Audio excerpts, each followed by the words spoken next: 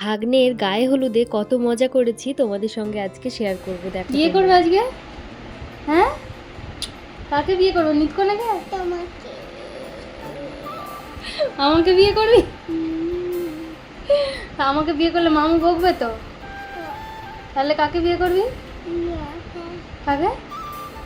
সবাই মিলে হলুদ পরে একদম বেরিয়ে পড়ছি। আর আজকে সেরা হচ্ছে আমার ভাগনা বাবুর পাঞ্জাবি, বেশ লাগছে দেখতে কিন্তু। তো ওখানে পৌঁছে মুড়ি খেয়ে নিয়েছিলাম, আর তারপর দেখো তত্ত্ব নিয়ে যাচ্ছে মেয়ের বাড়িতে। তত্ত্ব নিয়ে যাবে 3 জন, গাড়ি অবধি আমরা খালি পৌঁছে দিয়ে আসবো। আমরা আছি বনপুর এখন বিয়েতে। শিখছো?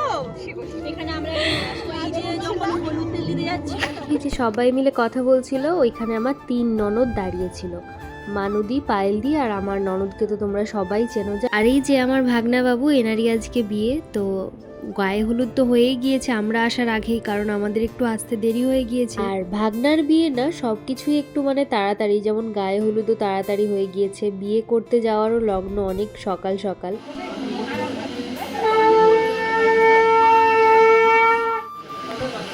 এখানে যা রিচুয়ালস হচ্ছে হয়ে যাক, তারপরে আমরা যাব কালীবুড়ি আনতে। মানে এই আমার ননদের বাড়িতে আর কি এটা নিয়ম আছে, বিয়ে হোক অনুষ্ঠান হোক যাই হোক কালীবুড়িকে আনতে হয়। তো আমরা মন্দিরে চলে এসেছি এখন।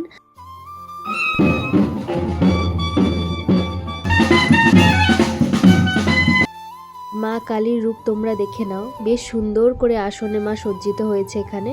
তো যাই হোক, আমি এখন খাওয়া দাওয়া কমপ্লিট করে চলে এসেছি এখানে একজনের বাড়িতে রেস্ট নিতে।